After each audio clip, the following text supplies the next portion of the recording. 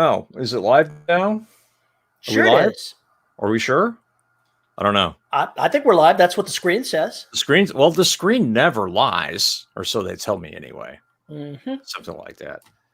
Howdy, folks, and welcome to another edition of DRS Live in Quarantine. From quarantine, in quarantine. Why aren't you wearing a mask? Why aren't you? I asked first. You have to answer. There are more disease vectors in your house than are in my house. Yes, but they're not cross species. That you know of, maybe? Something? No bats are being eaten here. No bats are being eaten here. Terry, what in the hell have you been up to? I've been writing and creating and pondering writing processes and just, my brain's been all over the place. Your brain's been all over the... How do you figure that? I've been having thoughts, man. Thoughts. Who thinks about what they're doing? I mean, geez. Yeah, where do you get off doing that? I know, right? Don't I have enough work to do already? I don't know. Do you? How is the new book going? It's almost at 70,000 words, and I'm about to drop the mid-book crisis on them. And it's a doozy. I've heard of midlife crises, but never a mid-book crisis. I have never heard it described that way. Well, haven't you ever seen the various arcs and peaks of the stories? Sure, that you do there. I've read them. I've just never heard it referred to that way. I always try to have. In this particular book, anyway, I decided that I wanted to have what in maybe another book might be the end of book story crisis, but I can't end this book here. So it's going to have another one later on, but this is a pretty serious one. One that the protagonist didn't see coming, and they're going to have to scramble to try to salvage everything that they've accomplished thus far.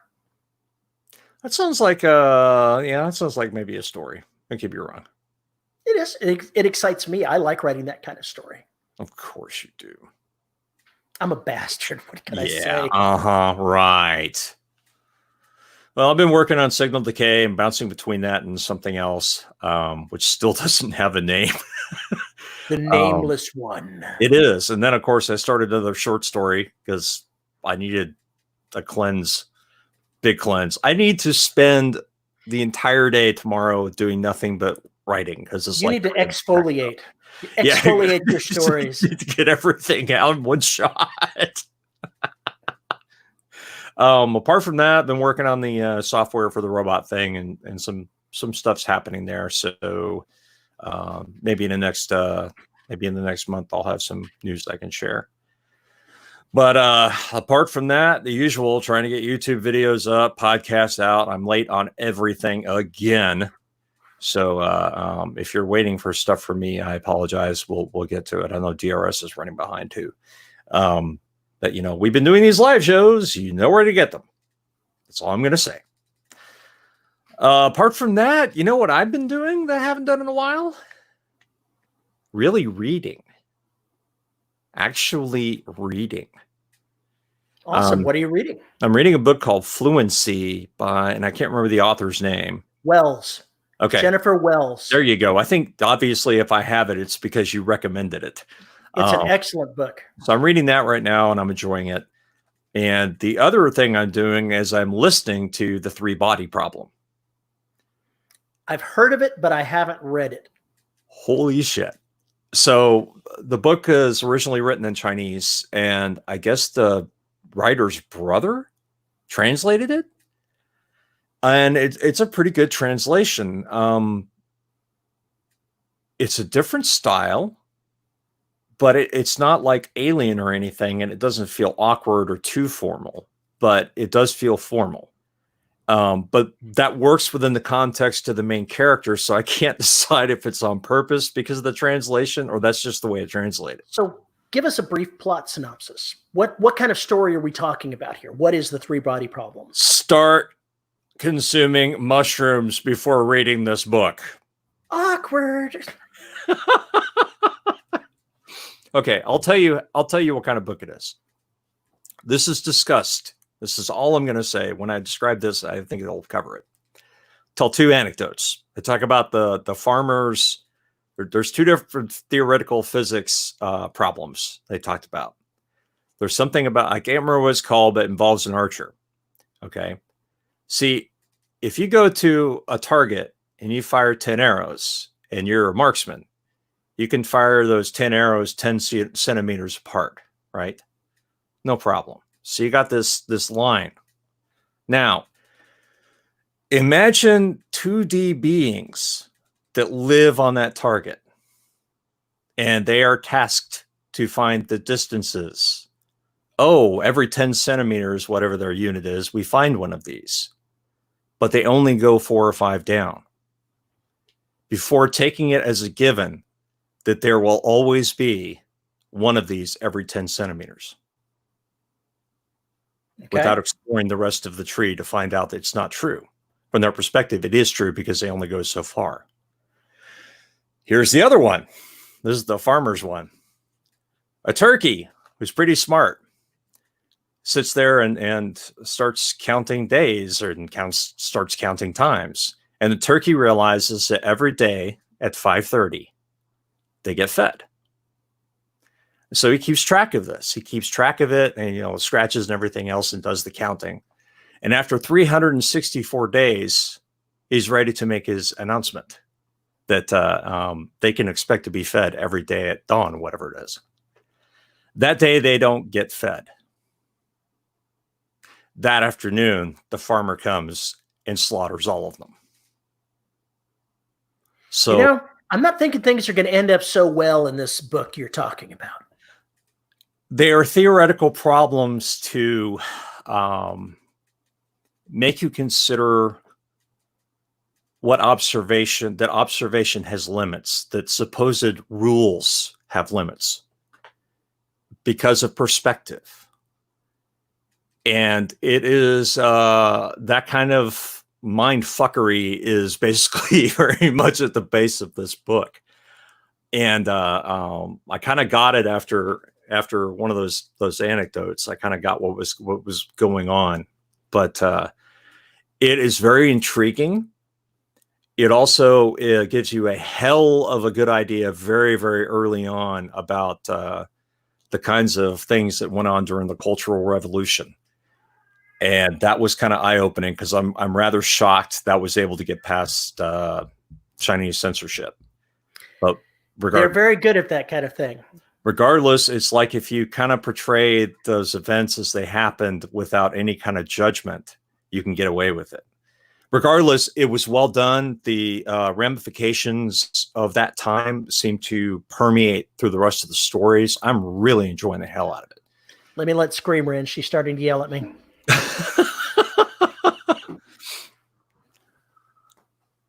One of the best sci-fi trilogy. We'll see about that. The author just got one of his works adapted recently called The Wandering Earth. That is one of his works. Okay, that's good to know. Don't be a turkey. That's a good idea too. Drink.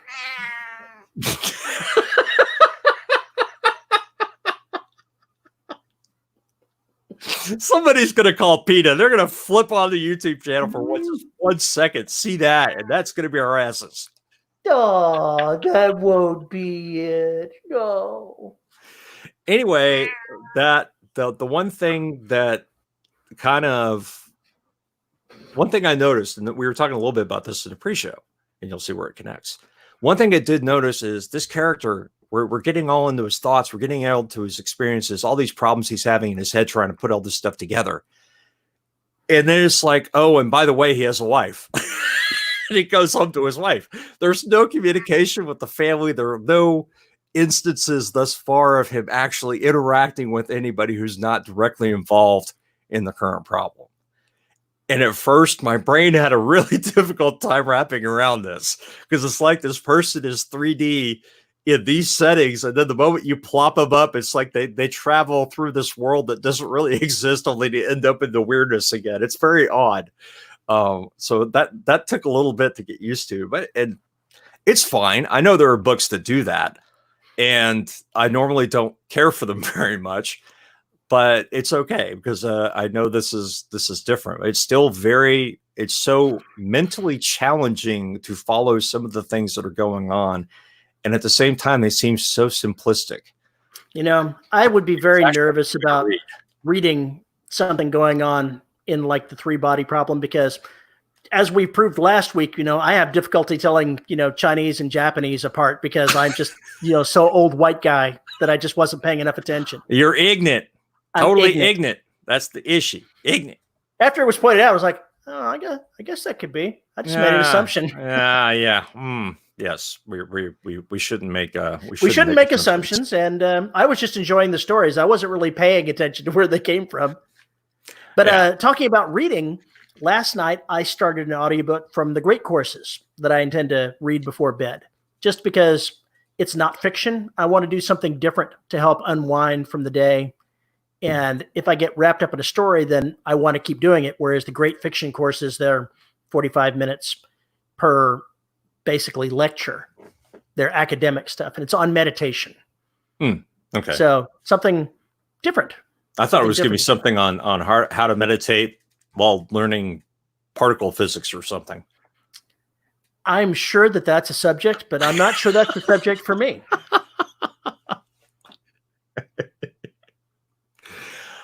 Yeah. I'm pretty sure that somebody is going to try and make a movie out of this, and it's not going to work very well. It may work in a three body problem, might work as a movie in China. I do not think it will work as a movie for Western culture. Somebody said in the comments that it has been recently adapted to a Netflix thing called Wandering Earth. Yeah, one of his things. Oh, okay. I see. One of his properties. I wouldn't be at all shocked if it was adapted. I mean, why not? I can't remember the name of it, but there was something about a year ago that I was seeing trailers for something that was out of China. It was like a space sci-fi survival movie sort of thing that I was intrigued enough to think about watching, and then I got sidetracked and never did. But even though I think it was subtitled. It may have been subtitled, but it was definitely subtitled. I better hope so. But it looked interesting enough. So I think Chinese media is trying to make, a push into getting into the English speaking audience. It wouldn't surprise me. In horror right now, there are more horror films on Netflix and Amazon that are from India, Sri Lanka, China, Korea, and Thailand than there are anything from the West, or maybe I should say north of the equator. So it's really interesting. I've watched maybe one or two of them, and some of the cultural stuff just didn't translate too well, but there are a few that I really want to see that I've heard, fantastic things about. And the same thing with sci-fi. The same thing with the sci-fi side. Okay. I went and looked, and amusingly enough, the one I was looking at was Wandering Earth. Okay. So it was his other work is the one that intrigued me that I never got around to watching. So that goes to prove that, I just have no focus at all. Richard Logan says the Three Body Problem trilogy is currently in production in China. Biggest production they're doing ever. They love this property, which is really funny because today I heard the point where the main character, whose name I can't pronounce to save my effing life, was talking about how stupid the movie industry is in China, that they make the movies nobody wants to see, these humongous blockbusters of garbage, because it's all they can put out, and yet people go see it anyway, even though they don't want to, out of force of habit. It was really just kind of like sticking the knife in, which makes this hilarious. That's awesome. That's very prescient. Okay. All I can say is I'm really enjoying it. I'm listening to the audiobook. I don't necessarily like the narrator when he's narrating, but when he does the voices, it's really great. And occasionally he doesn't annoy me too much. I just wish somebody else had narrated it, like Ray Porter. But anyway, I can recommend it. Ray Porter? What? It should be done by Veronica, obviously. All the characters are male. I don't care. Okay. She'll tell you that it doesn't matter. Okay. All right. That's fine. I would have enjoyed it from Ray Porter. I'm just saying. He's probably busy. Probably busy out until 2025. Yeah, he's a busy guy. That guy's hustling. So is V. Oh, Wandering Earth follows the book first half, then complete goes different from the book. Great idea is what they do with Earth. Oh, okay. Well, regardless, I think it's I think it's very telling that these things are starting to translate into our culture, and we're starting to see them. And I think that is a great thing. And I think that I need to be actually consuming more of the media produced south of the equator. Period. In the story. So I'm not sure that China is south of the equator. Well, yeah. I was talking. I mean, okay, fine. Asia in general. You want to go that way, but then that also includes all the islands out in Jakarta, and et cetera, yada, yada. The problem is most of Asia is not on the other side of the equator. See, it's a mess. Damn that geography. Regardless, the East. The East always sounds wrong too, because Russia's in the East, and when I say the East, I'm not necessarily talking about Russia. Nobody counts Russia as part of the East. Russia's just Russia. Russia's just Russia. That's exactly right. It's always been a little different. Regardless, I think if you've never watched a subtitle movie before, you need to put some on your list because it can be fantastic. Anything but done by Kurosawa. You know what would be awesome? If hackers went ahead and got into a movie and changed the subtitles. That could be awesome. I also had one experience along those lines. I had to get a new phone, and I was playing around with the accessibility settings for my hearing aids, and I came across stuff I didn't know existed and started looking at it. So I played one of my movies, and I had it with audio description on. So I'm watching the movie while a voice is telling me what they're doing in the scene and then breaking for the character dialogue and sound effects and everything else. I was like, holy shit, I never really imagined how blind people consume a movie. It never really occurred to me. I've seen some of those before, and it does totally make sense, but you, as somebody that's sighted, you just never think about it. No, it doesn't. So it's like a different kind of subtitle, and it's just crazy. So we've got a troll in the chat. I noticed. I know who it is too. Toss him out. Get him out of here. Where's my eject button? I'll tell you what. We'll do it in EU subtitles by Texans, and you can go find yourself how to make a shitter. All right. So now we got that straightened out. It was very interesting to turn on those features and see how that worked. And it gave me kind of hope, but it's like, I think every blind person needs this. I think every deaf person needs this because it's just, it's kind of world changing, I guess. You know what would be awesome to have if somebody's blind, to have somebody walking behind them, giving them the narration of what's happening around them. It would not surprise me if we very soon see. I actually talked to a friend of mine last night who was saying there was a company that was putting AI into the hearing aids with other sensors, and he declined to elaborate on what those other things were. But I got the idea that there is, in fact, more assistance coming. Godzilla detected to the east, rerouting. Yeah, maybe something like that. I don't know. Don't want to ask. It's just interesting how fast things have changed and where they're going. Of course, by the time we're old farts. Considering how 100 years ago, how the present day would be unimaginable to the folks back in the 1920s, the 2120s are going to be something that we can't even envision. Oh God. I don't even think about the hair. If of course we're all still alive, as humanity. Oh, I think by then we'll just become feline. No, I think we're just going to be extinct. We'll realize the error of our ways, that we've been doing this all wrong. As Jane's Addiction or whoever it was, we'll make great pets. Great. That's what the aliens say. Was it Jane's Addiction? No, it was his other band, right? I can't remember. Something like that. The 90s. Whew. Who remembers the 90s? I had a good time in the 90s. It's more like the 80s that people don't remember.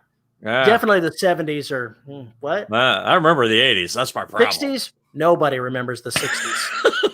If you remember the 60s, you weren't there. You You were doing it right if you do. You were doing it right. Cass will run the earth at that point. Please, please, please, please, please go watch Love, Death, and Robots. I don't remember which episode. I think it's the second one. Please go watch that. West of the International Dateline. You know what? I just give the fuck up. They're still going after this. JR, nobody trusts your opinion at this point. He doesn't even trust his own opinion. I know. It's kind of ridiculous. Have you seen his taste? I mean, gosh, man. Just looking at the guy, he looks like Pee Wee Herman when you meet him in person. Just look at the way he dresses. Oh my God. Oh, reverse trolling. This is so bad. Yes, but he can't get the audio. You know, we could troll him just fine. Could the moderators? He's only, you know, in chat. Could the host be accused of being troll? God. Oh, look, he's gotten onto his Stargate Universe's Amaze balls. Is that basically it's balls, all right? Your mama wears combat boots? Is that basically just like the troll strike? You know, it's the bomb to start it. Yeah, pretty much. That's exactly what it is. Oh man. Now you have completely derailed my train of thought about what we were going to do in this show. And you're not helping. I could give you a clue if you want. You going to call a friend? No, I'm not going to call a friend. I had an idea to discuss really fast. Ooh, let's do it. All right. So I was looking around at something and I ended up on therightlife.com. And they have an article here. 5 common plotting mistakes to avoid when you're writing a novel. I think I may have hit every single last one of them, even without hearing them. Okay.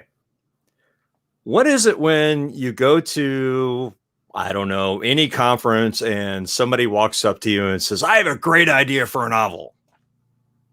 What usually happens? Okay. Write it. Yeah. I'm not talking about what your response is. What usually happens at that point? They tell you for the 17 minutes it's going to take them to wind through the entire plot. Okay. That's one. What's the other one? Why don't you tell me? I've already made a guess. Okay. The dreaded premise.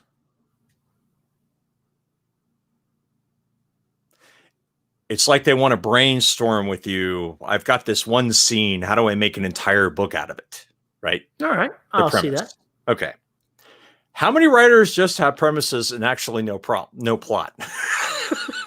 The ones who have premises but don't have plot are the ones that don't actually try to finish their work.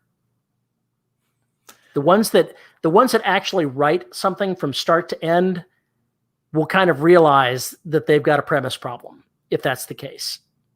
If you're not one of those people that finishes your work, you may not realize that that's your problem. I mean, a premise would be, okay, cats take over the world. That's a premise. Mm-hmm.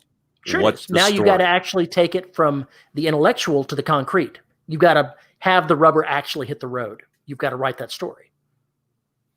So if you start going through your book and you realize that you don't actually have a tail, what happens? Well, there are tailless cats. Oh my God. This is so freaking sad. So freaking sad. How do you know if your plot is too skimpy?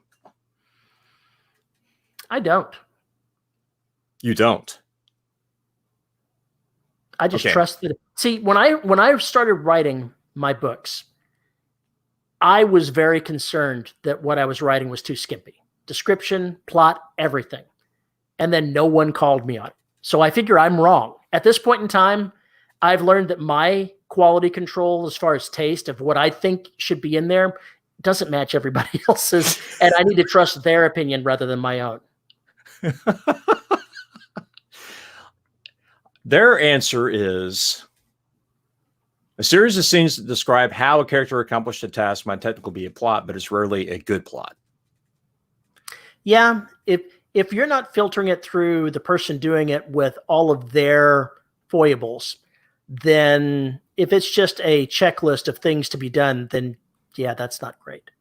I mean, the whole point is I have a checklist to get done, but the drama, the story is what prevents me from getting that checklist done, or things that I discover or that distract me on my way to get that checklist done. That's where the story is, not the checklist. The story is in between those checklist items, which, if you really want to think about it, you can write down those beats just as notes. You know, my character has to accomplish the following things today. What's going to get in their way at each point? I wrote about 20,000 words of a, I guess you'd call it a romantic mystery that I never actually finished.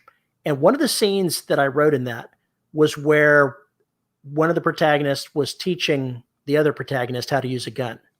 And as somebody that knows how to use a gun, I got into way too much detail. I never got a chance to go back and edit through that again. But when I was done with the scene, I was like, that was gun porn. That was just a checklist of things to be done. That really wasn't a scene. It's one thing if the character's sitting there reloading ammunition, but they're using that as a time to think about all this shit that has just happened to them. That's a great conceit. That fits with that character. It's a wonderful place where you can do a little navel gazing and try and put things together, or at least give the reader a sense of what your character thinks is going on. If you're doing something in your novel solely for the purpose of it being done, then you're wrong. It has to serve a purpose. It can be off to the side, but it can't be the main thing. If you're having a character go through a process like a scene of teaching somebody to use a gun, and you're just focusing on the gun, you're missing what the scene should be about. Yeah. Yeah. It has to be about the reactions of the other person. It has to be about the interactions between the two characters. Those are the important things in a scene like that, not step A, step B, step C. One of J.C. Clark Pratt's colleagues wrote one of the best, at the time anyway, one of the best books describing combat, air combat, and in fiction. And Dr. Pratt said, yeah, what you do is you tear out all the parts where they're not in combat, and it's a pretty good book. And what he meant by that was the characters served absolutely no purpose other than to do this. There was no plot. It was just mission after mission after mission. And it was all airline. It was all fighter pilot porn. Top Gun. But he said it was extremely well done. No one has ever come close to describing air combat during Vietnam like that, is what he said. But the book was trash. if you didn't remove all those pieces from it.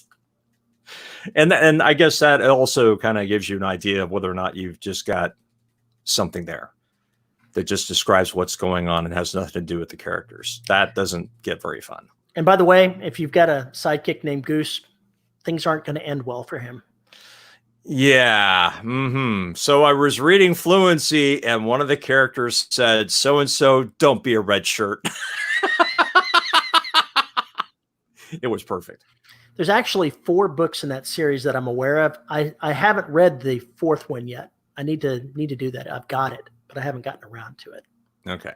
Just to answer a lingering question here, my checklist does not start with how many characters am I killing today. That is not on my checklist. That's pretty much in the middle of his checklist. I said it's not on my checklist. Now it's on my wish list. Okay, in this scene, can I kill this character?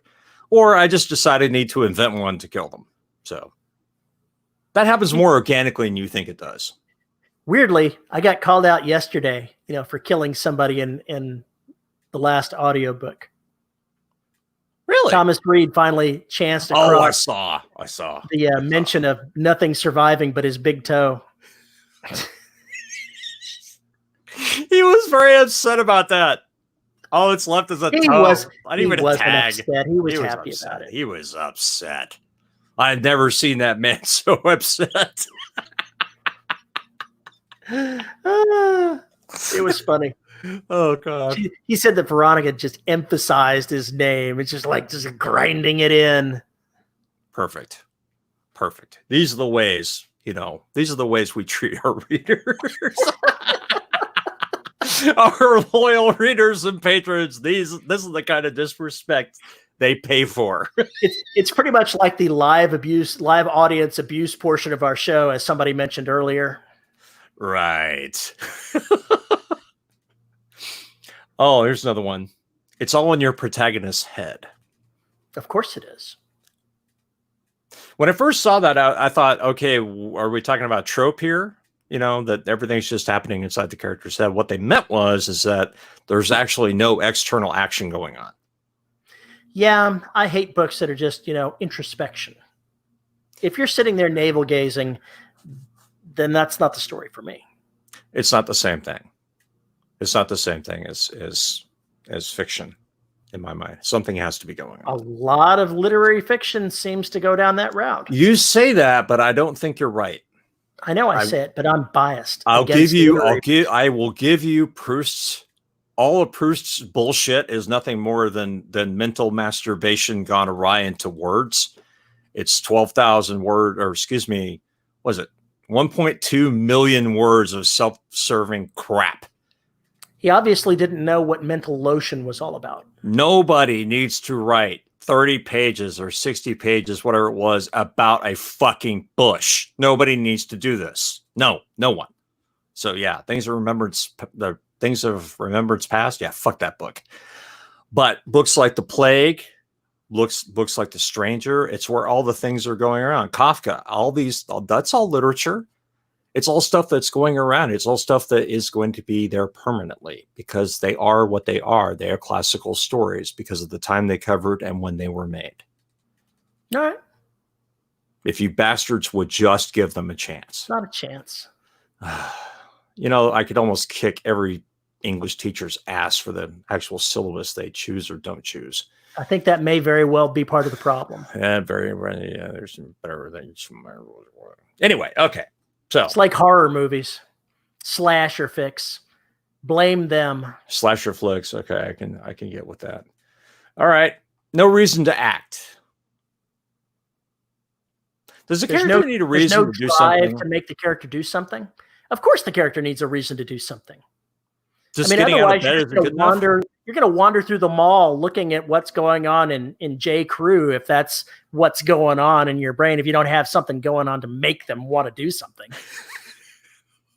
It could be as simple as I'm trying to leave the mall and get to my car. I've got to go to GameStop and try to get more than $1.15 for this game. Whatever it is. And then the shit happens around it. A lot of things can happen on the way to your car in the parking lot. A lot of things could happen. Aliens could kidnap you. Breakdancing competition could break out for no reason whatsoever. Aliens could kidnap you and take that game that you were going to sell and think that it's, the secret codex to controlling the nuclear missile network. Exactly. All sorts of stuff. Hilarity then ensues. So the intent can often be, I'm just trying to have a good time. Like the City Slickers. I'm on vacation is what he keeps screaming over and over again. His intent was to have no foolishness, no shenanigans, and just chill and do the thing. And his entire intent gets thrown down. It gets thwarted at every turn. That's the story. Sometimes you've got to have a story, though, where basically your character is the one kicked back in the chair, popping popcorn as disaster takes place all around. Going, I gotta watch this. Isn't that whatever the commander on every starship where a space battle is going on? Isn't that exactly what they're doing? Because usually the orders were given 30 minutes ago, and you're just waiting to hear the reports of what happened. Yeah, like that. That would be a shitty job. I can't imagine anybody actually wanting that job. That's crazy. That's crazy. Insanity. I think you should, use that word, in crazy. In crazy. I've heard stranger things recently in public than that. All right. No one worth fighting or nothing worth fighting for. Kind of goes. The challenge isn't big enough to warrant the story. That's a good way of putting it. I like that. The intent is different from the challenge. It always is. The intent is what they plan to do. The challenge becomes what they have to get over to do what they want to do. And what they want to do can change very fast. You're allowed to do that. So do it. Makes the story more interesting. Often. I was watching a movie yesterday we watched Bloodshot on a streaming service on Amazon. What is that? It was one done by Vin Diesel. It's a comic book adaptation. Okay. Where he's like he's this high-end soldier that is killed, and they bring his body back to life and use and he regenerates whatever. Nanites, and uses that. They use him. They erase his memories every time and then use him to assassinate people. Gotcha. And this is him coming to that realization that he's being used that way. And when I watched how they portrayed him as an elite soldier, I wanted to throw up. Because I don't care if you've got nanites. If you've been, say, on SEAL Team 6, whatever, even if you get nanites, you're not going to suddenly just walk into combat just letting everybody shoot you because, hey, look at me, I've got my nanites. You're going to still behave exactly the same way you trained for 20 fucking years. Terminator. You are not a Terminator. Your behavior won't change just because one thing has altered about you. You can't overcome training and reflexes in such a way. And that just annoyed the hell out of me. Luckily, I went into this movie expecting something mediocre, and I was not disappointed by getting it. I just want to point out that we were being attacked by the smooth brains. We've been called boomers. It happened. It happened. We've been called boomers by the smooth brains. So just let you know that happened. They are asking about sending in audio questions. It will have to be something we can consider. We could use that on Discord, but then I don't know how we would put that out. Way back, Justin had a phone number that people could call and leave questions, and no one ever did. That's not true. I remember one of the episodes I listened to way back in the day. Somebody did. I say nobody. A few people did. Almost nobody ever did. So he ended up letting go of the phone number. Yeah, Paul's not old enough to be a boomer. Neither is Terry, actually. I actually am a boomer. Oh, well then fuck you. I am the final year of boomers. 1964 was the final year of boomers. I'm Gen X. Which explains a lot.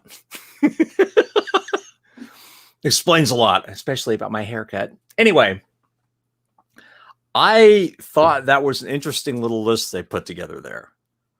So more or less, we agree on that.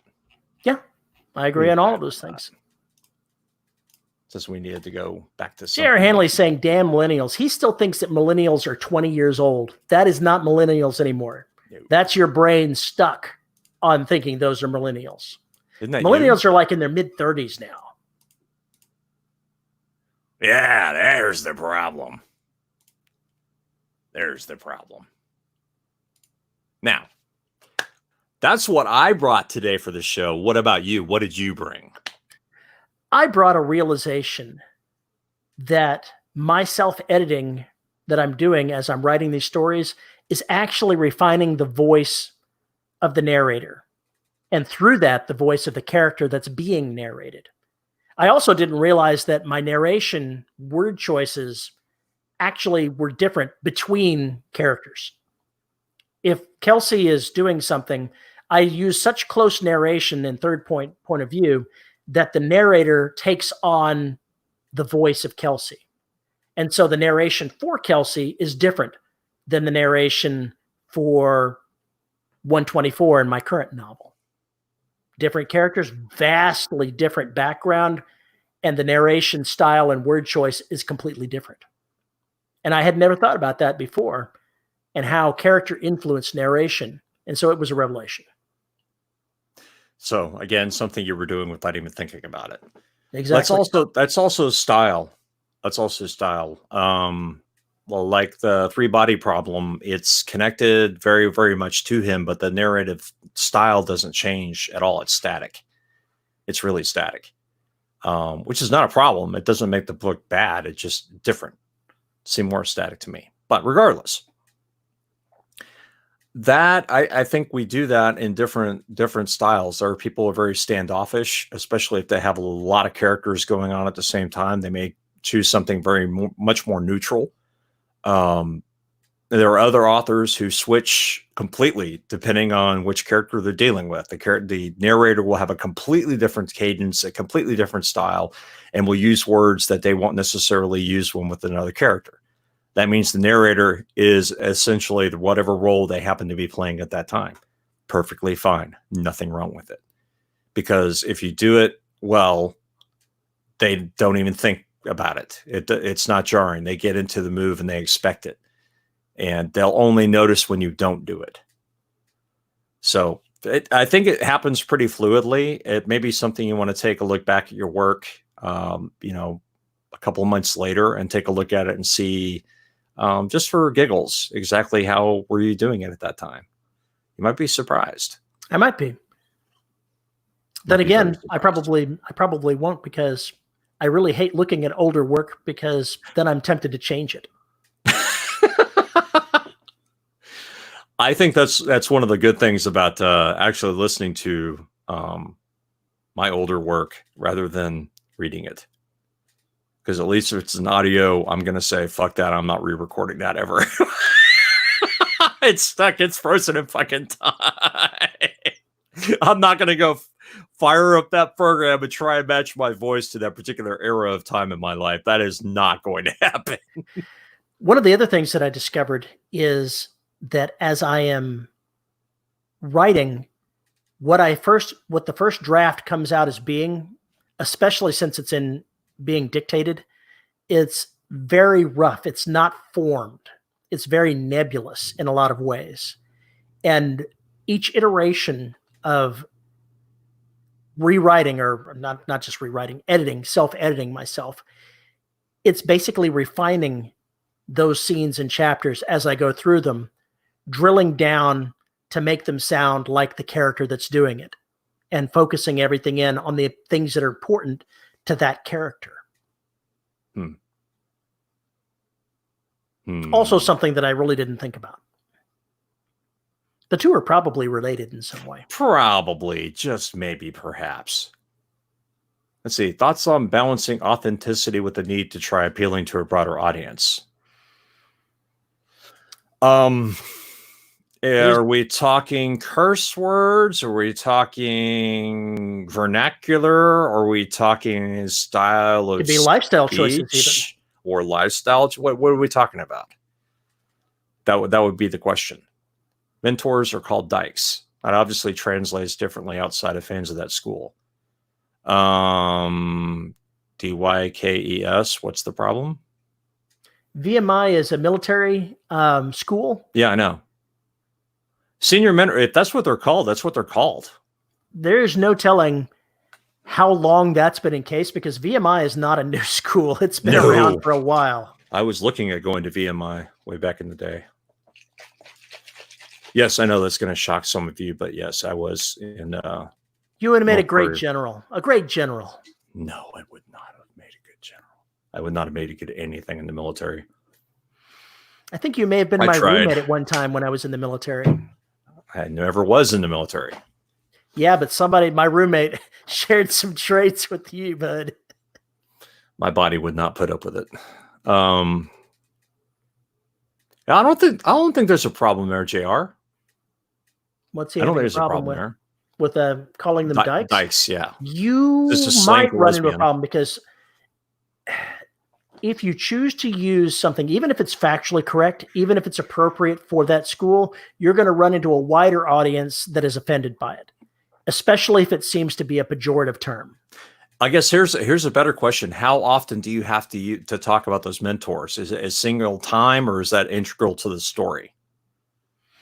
If you mention it once and somebody sits there and thinks that's a bullshit name for them and gets schooled on why they use it, then that's different than just randomly dropping it 73,000 times in the book. Because then it seems it may seem a little excessive. Like the first chapter of Jake Bible's military thing, where he drops the word fuck like 107 times, something like that. I think as long as you approach that word and the term with respect, and maybe if it is the backdrop of a character motivation, then I think you should explain that. You have to. But if that is a major piece of that, you can't get away from using it. If it's something that's there, it can be used, and you can have the character reject it. It may only be internally. Or comment on it. You can have the character comment on it and then tear it up inside his head if he's not able to speak it out loud. But you can have things that are objectionable in books so long as the character isn't doing them enthusiastically. I don't think you're going to have too much of a problem there. If you're really that concerned about it, then you can put something in the preface about it. Like anyone ever reads the preface. Not your fucking problem. You did what you could to explain it away. After that, there's no point. They're not going to listen. It doesn't matter. As long as you don't read reviews, who cares anyway? Because you'll never see them screaming about it. And if they go ahead and try to stop you on social media, just stop going to Twitter and you'll be okay. Or just block them, and it doesn't even that matter. You don't read dedications anymore? Oh, they don't even read dedications anymore. Yeah, you're probably right. I totally agree with that. I don't think that they do. It goes with the cancel culture. If you look at how much of a thunderstorm in a teacup this is for the canceling online, it's not society at large. If social media blows up because you've done something, honestly, it's not going to affect your career. Plenty of people have blown up social media and still have careers. As a writer, sometimes it pays to be controversial. Some people make a career out of being controversial. It's true. Harlan Ellison, for one. Yeah. I'm just saying that if you're going to use that term, use it authentically. Don't treat it like an add-on. Yeah. If it's something that's serious, and then have the repercussions of it. If it's integral to the story, do not change it. Don't worry about it. Move on. Write the goddamn story. And then if you get to the end of it and maybe a beta reader says something about it, then maybe you need to go back and look at what you can do to kind of give it more context. So, but I wouldn't jump off that bridge. There's no way I'd change it for that reason. Yeah, if it's background and character motivation, you gotta go after it. You have to. You're never gonna make everybody happy. People are gonna have issues. Nathan's right. Then Visa and MasterCard bans you. Totally true. Cooley's beard axe. Is that what we're calling this? My beard axe? It kind of does look like an axe head now that I think about it. You know, it's shaped just like that. That's pretty good. Well. Yeah. Uh-huh. Yeah, it's getting big. It's actually getting problematic. If you go ahead and you put a little gel in there, you could actually get it out to where it's like an entire half circle. Well, you know, we're doing DRS is doing Balticon, virtual Balticon next week. If y'all are interested, I think it's Sunday night at 10 or something like that. But I'm trying to figure out if I can not braid, if I can just basically do like little rubber bands in my beard to just kind of drag it down, maybe make a split fork there or something. And my axe. Oh, my axe beard. My axe beard. Look out, Dave Robeson has joined the chat. Hey, Dave, welcome, and welcome to all of you. Sue, Nathan, Dean, JR. Well, not JR. V, of course. We're going to ban him. Why don't you hit the button to kick him out? I mean, he's just so loud. I don't know. Her moderators asleep at the wheel. That's all I can say. Completely asleep at the wheel. Oh, God. So what the hell else is going on? What else these people have questions about? They should tell us, and then we could talk about it. That's true. What do you have questions about? I think Dave, since he just walked in, we should ambush him. What do you want to talk about, Dave? Let sleepy moderators lie. We want to ask Rick Paltrow how he's been in like the top 300 of the Amazon chart for like 3 weeks now, something ridiculous like that. Oh, has he? Well, congrats, man. I think that's what I saw. That's cool. One day I hope to reach that vaunted place again. One day. Hey, look, JR says that he bribed the mods. When did that happen? You haven't shared any cash. What's going on? Part low, no relation to Gwyneth. Did you say Paltrow first? I must have. Sorry. I do apologize for mangling people's names, but it doesn't surprise me every single time I do. As we said, Terry is dyslexic, all right? He's got some issues every now and then, so, I think it's the fact he's not wearing glasses, but I could be wrong. Now that I'm looking at it, I can see that the order, the order of letters is all totally different. But, if you rearrange them, it could have happened. No, it couldn't have happened. I don't believe for a second. Rick Partlow. Partlow. That's much different than Gwyneth Paltrow. Yes. Has genre become irrelevant except in the context of marketing? Was it ever relevant except in the context of marketing? Leading question. Yeah, you're right. I don't think genre ever mattered except for the context of marketing. That's actually what drove it. Well, I don't know. What about high fantasy versus science fiction? Does it matter that they're different stories? Because you've got a different set of audience there. So yes. Is that marketing or is that writing the story that appeals to you?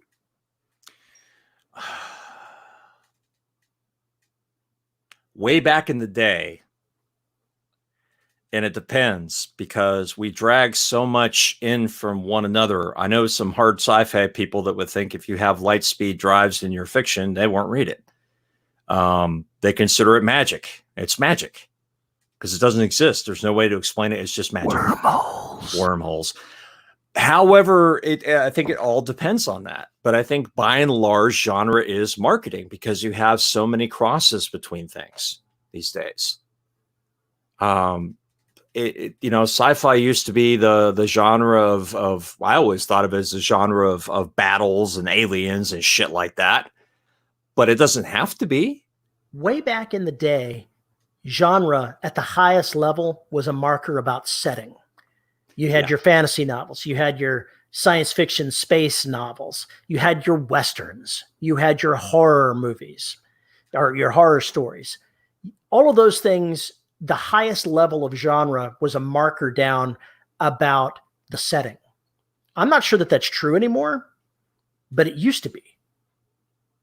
There were very few books I remember that would qualify as urban fantasy today that were ever in the fantasy section.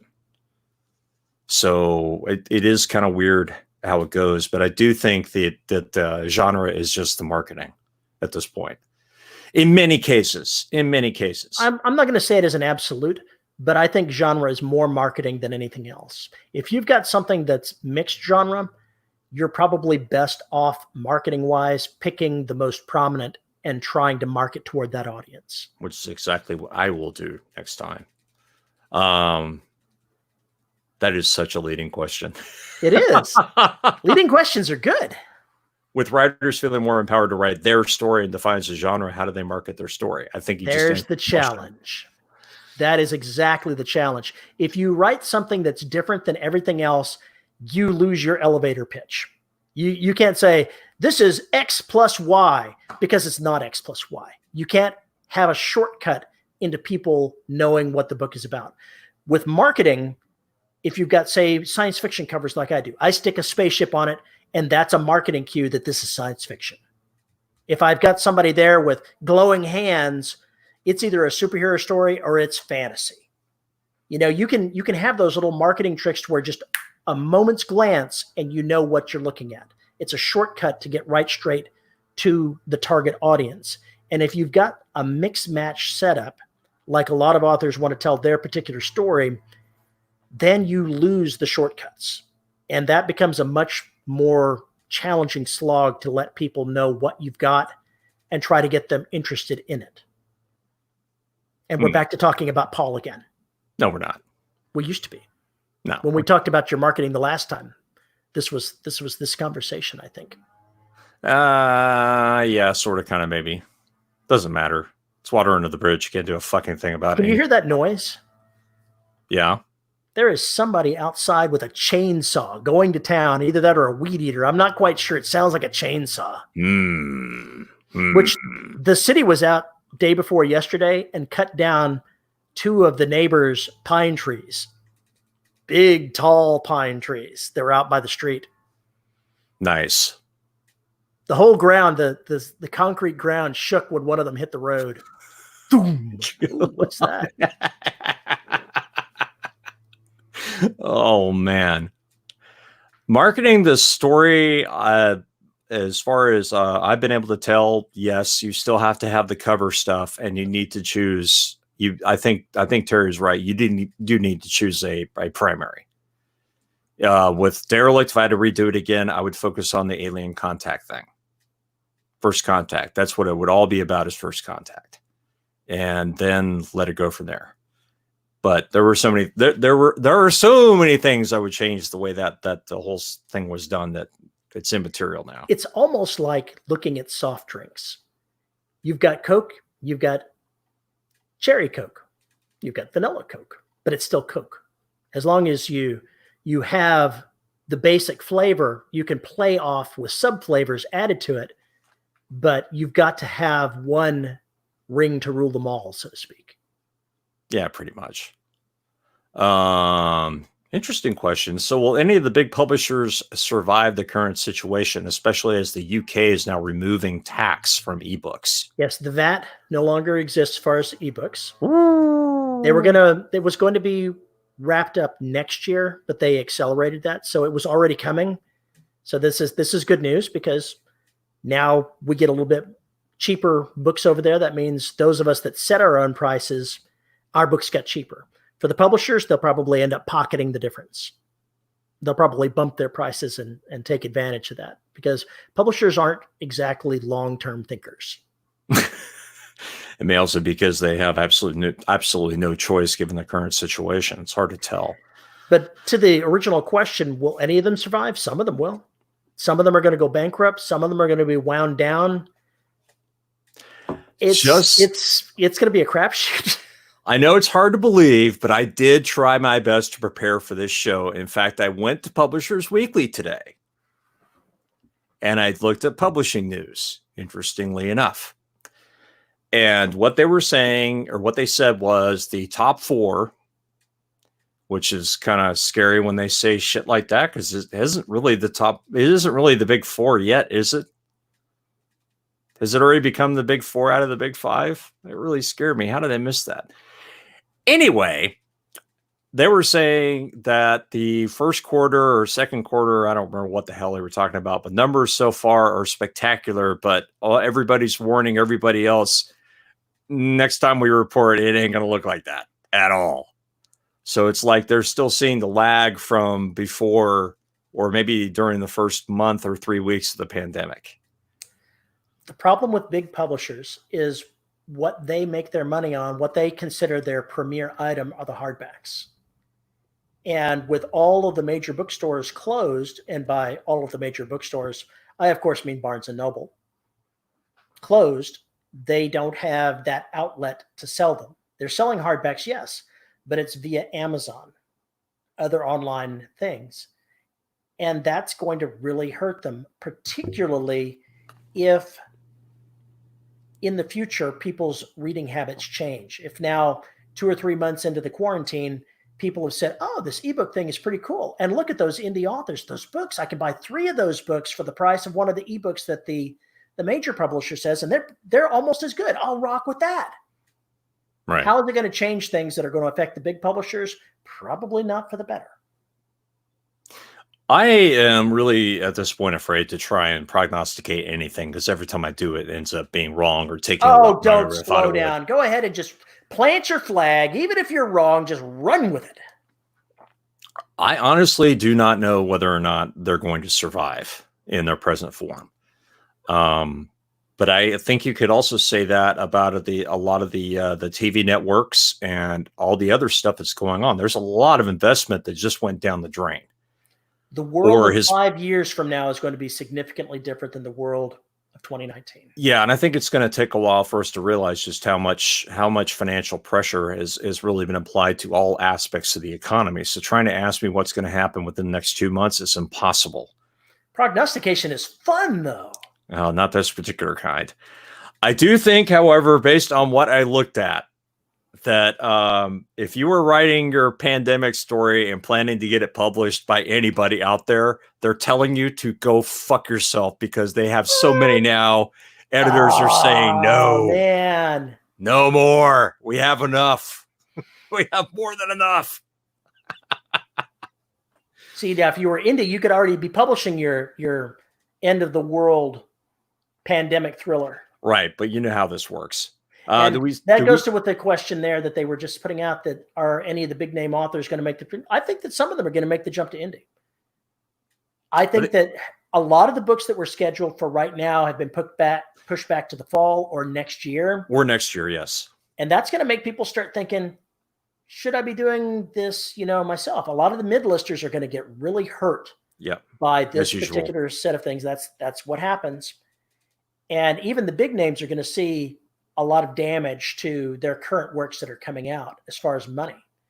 Some of them are going to look and say, I could publish this myself. And they're going to look at it.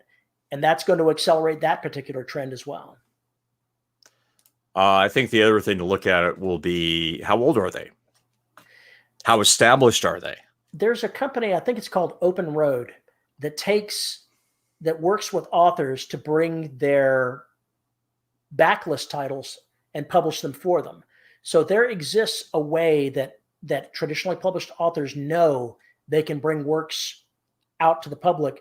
They're going to start asking places like Open Road, can I bring a new manuscript and have you do the cover, do the editing, do the whatever? And they, of course, are going to say, why, yes, you can. We'd love to have your entire back catalog. Well, that's what Open Road does. So right. I'm saying that they're already doing that. But now, say, big author X can say, I've got this one book, but I don't want to wait 3 years to publish it because things are backlogged with this. Let's go ahead and publish it under my own name. And they'll get a bigger chunk of it. And they'll go, oh, hey, you guys can help me do this? I can get more money? Let's rock this thing. It's, Veronica said a lot of them might, but they may not realize how many hats they have to wear. I think if you're really going to do that, you have to get, especially depending on your age, depending on your experience, depending on how comfortable you are behind the computer, how comfortable you are looking at all this crap and spending all this time working on keywords and all this other garbage.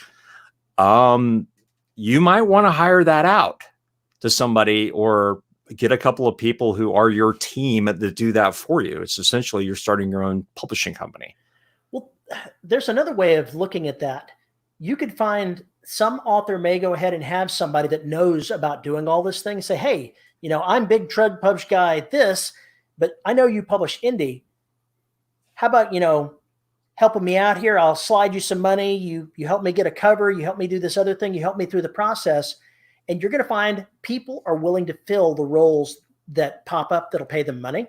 You're going to find the concierge to the stars, basically, here of people that are going to say, big name author, I will help you get all of the things that you need. If they didn't already exist, they will by this time next year.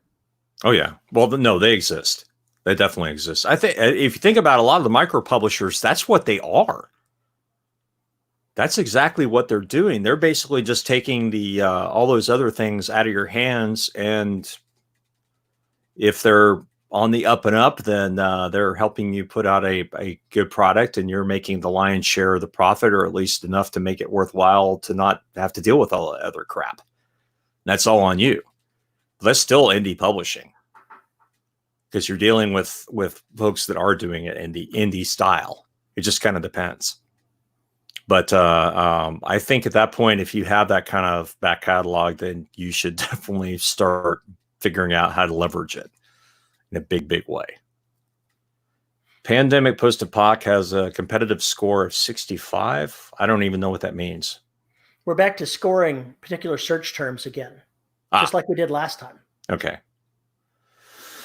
BookBub deals. Oh, do you see the author agents surviving? I think it was Chuck Wendig just recently had a blow about that on his Twitter account. What did he say?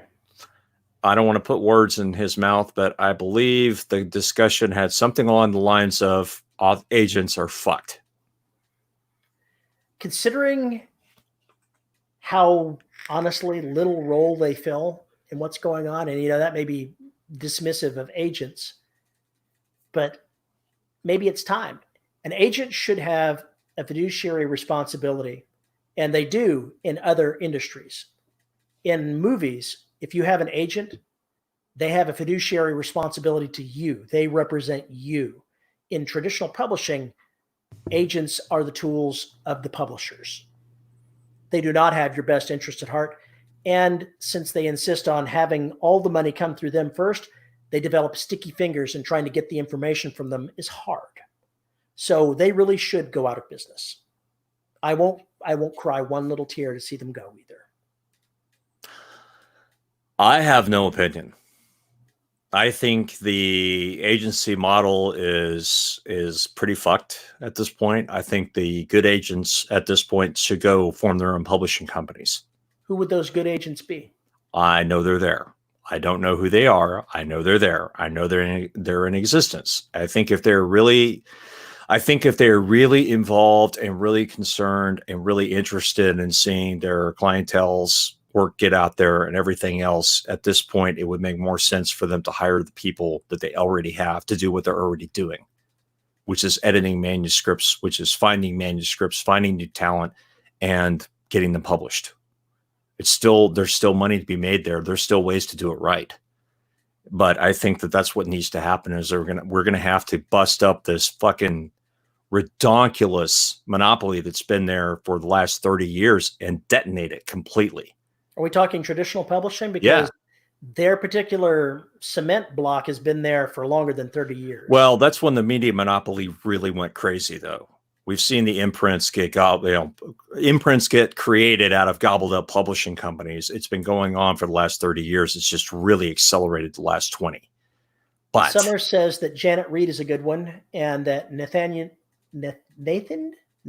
I think she meant Nathaniel Bradford, but I'm not sure. I don't know, but is left and is now an author. I'm sure that there are good ones. I'm dismissive of it because of all the horror stories that I've heard about even big reputable agencies being sticky fingered. And I think it really all depends on who's running it at the time and who retired and all that kind of bullshit. I don't know. I'm not involved in any of that mess. I've heard the horror stories. I haven't heard any recently because I don't rub shoulders with those folks anymore. And you don't insist on having split payments so that your money from the publisher comes straight to you, you're probably being ripped off because there's no reason that it should go through them as long as they get their share. Regardless, I do think that there are going to be some major changes coming, but they've been coming for a while. I do think, though, this is really going to hurt the New York scene, this whole situation, far deeper than you even have a clue about. JR asks if I think that my Christine Catherine Rush affiliation biases me. It's not the affiliation that biases me. I've listened to what she said, and the information that I've read from her point of view, admittedly, does bias me. I haven't heard anybody speak in glowing terms of their agent. So there's not been a whole lot of counter argument going on there. So am I biased? Sure. But I can live with that. Back in the 80s, when I was talking with Lansdale and Rory Harper, God, I can't remember the other two's name. Oh, not Larry Niven. God damn it. I can't remember his name. Warren Norwood. Warren had a story about his agent.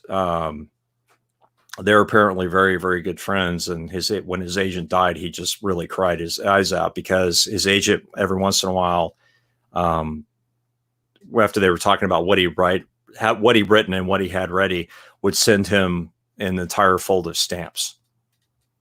And apparently took care of him with basically finding outlets for any of his stories that he needed, would find opportunities for anthologies. And of course, this is back before digital. So this was when, shucking and driving, making phone calls, the whole 9 yards. Totally different era. That's a different era. And that's when agents had to work for their income. Right. Nowadays, I'm not so sure that they do. Like I said, I have no opinion on the subject because I don't know any agents. I have not intimately. I have only heard the horror stories. I have heard good stories too. So I don't know. I don't have an opinion on it. I just do not. Oh, Simon and Schuster is on the auction block. Yeah, I think I did see that. It was on the auction block before the pandemic rolled around. So goodness only knows what's going to happen with it now. Oh, my apologies for repeating words. Should I say irregardless instead? If you wanted to be technically correct, maybe, you should. The best kind of correct. No. Word lawyer. Word lawyer. Oh my God. I think I think Hollywood and everything else is going to change. I mean, now look at the theater stuff. We got Disney going off the reservation and saying, hey, we're going to stream the movies before the theater, which was breaking a huge contract there. That was not Disney. That was whichever. God. Whichever big one it was. I don't really give a fuck. It's the one that owns it's Paramount, not Paramount. It's the one that owns Spider-Man. Spider-Man. Sony? No, it wasn't Sony owned. It was the other one. Universal. Universal is the one that was doing it. Universal DreamWorks. Okay, there we go. Yeah. They're correcting us. That break was huge, massive, and I think that is going to change. You just don't realize. Made good money too. They made good money on that movie. You just don't realize how much that is going to change the landscape. And what's really sad is the theater owners are the ones that's actually been getting fucked all these years. The reason why concession prices are so high is it's literally the only way they can make money, because they have to buy the films that they're going to show. I do understand it, but if that's the way things change, I'll be happy with it. It's just kind of annoying. It's just really annoying. It's a bad thing. Do you guys think the audio market recovers? I think the audio market is actually in the process of recovering already. I think I read something where there were a couple of weeks of drops with sales in audio, and then as people redefined their listening habits, it picked up even faster than it was before the drop off. So I don't think audio is in any trouble. I've seen an uptick on my YouTube viewership and audience retention and viewership retention and all that shit since COVID started happening. So people are listening. I can't say this is specifically true for audio, but I was looking at the dollar amounts that were coming in from the new release that I had almost a month ago. And it was lower than my usual audio, my usual new book releases. But in the last 3 weeks, it's edged up. So it went down, and then now it's actually plateaued a little higher, whereas usually it would be stepping down, and it's not. It's going up, and I wonder if audio is doing the same. People are finding their spots. Everything's transition. Everything is in transition. People used to go listen to their iPods for podcasts or whatever else, or audiobooks when they were commuting, when they were at the gym, maybe during their lunch break or whatever. And all that went away when suddenly they were stuck at home. It means schedules take time to adjust. It means routines take time to adjust. And when they start resuming their original schedule, they'll fall back into old habits, or they'll form new ones at home that will then include the audio. Because just because they stop doing that doesn't necessarily mean they're going to stop listening to audio. You still have to do the dishes. You still have to clean the yard. You still have to do all those things that I listen to audiobooks for. Sadly, I'm one of the audiobooks that I've been waiting for. I've got it on my machine now, and I can't keep bringing myself to read it. It's a long one, whereas the story, it's like 34 hours long, this novel. It's almost twice as long as the previous ones. And even though interesting things are happening, I'm just like, God, I don't know. Something in my brain is going, commitment issues. Commitment issues? Yeah. There's something wrong with a 35 hour audiobook.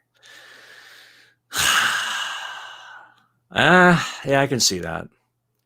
But you know, I really don't want to say that because some poor bastard out there is going to listen to the Derelict saga from beginning to end, and it's going to be like 42 hours or something like that.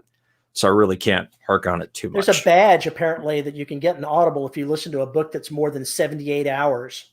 Oh my God. I can't imagine. Oh, that's frightening. That's really frightening. V says audio market is shifting since a lot of narrators who don't have home studios have been rushing to build their own stuff. Narrators who already have their own booths are a step ahead. Yeah, I agree with that completely. Here's hoping Veronica's just cleaning up. Yeah, I hope so. I hope so.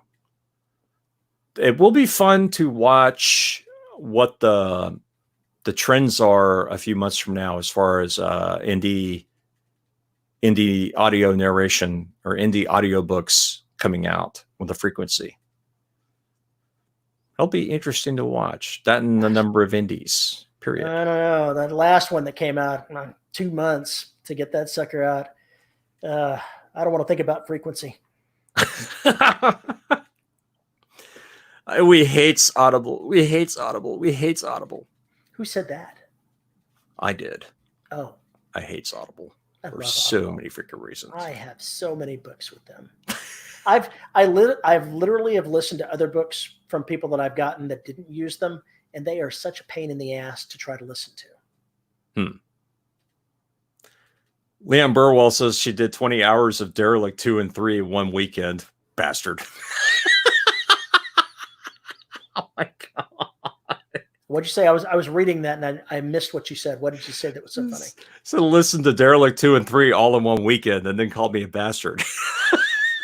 Because yeah, that's about 20 hours of audio. It's like putting your own foot into a meat grinder and then complaining to the manufacturer. Yeah, pretty much. You were warned. Saga goes on forever. Let's see. Somebody else had a question. I thought about putting sound effects into your audiobook. I do. All my audiobooks, all my non-audible titles I sell for my website or the titles I put on podcasts do have sound effects. Audible does not. I don't mind sound effects. I hate music. Some people put music in their audiobooks and I loathe that. I don't do that very often. It's usually just for imagine you've got a dramatic scene playing out and then you've got somebody playing dramatic music low in the background. That is so distracting. If it hasn't been a constant part of the book, it's jarring as hell and shouldn't be done. It works best if you shoot low.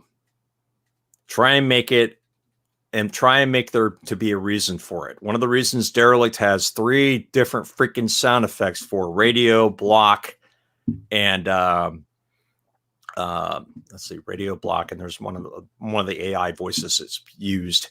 The reason why those sound effects are there is to let you know whether or not we're speaking to somebody over the radio, or we're speaking over block, or we're speaking some other way, because otherwise it gets really, really hard to keep track of. For me, anyway. Dean says that the cat count is low. So this is why the cat count is low. And you can see there's another one hiding there behind. You can almost see a little tail sticking out there. And be Father Jack under the desk. I'll be Father Jack from Father's Head. Drink. So there you go. They're out there. They're just all crashed. Yeah, it's what they do. Crashola. Yeah, sound effects really work well for audio drama, and with audiobooks, they work well if there's a reason for them to be there, and if you keep them kind of. I'm curious, Veronica, have you ever had anyone request music in their productions? Or sound effects, I suppose, as well. I don't know. Do you even do that? I would imagine that she could have the production people that she uses do that, but I don't know. I don't know if she actually does. I don't know. I'm a one-man shop, so anything that's going in there, it's going in there. It's absolutely going in there. Absolutely.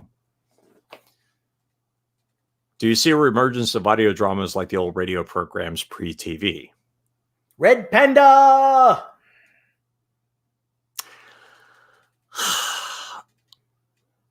I think it's really interesting.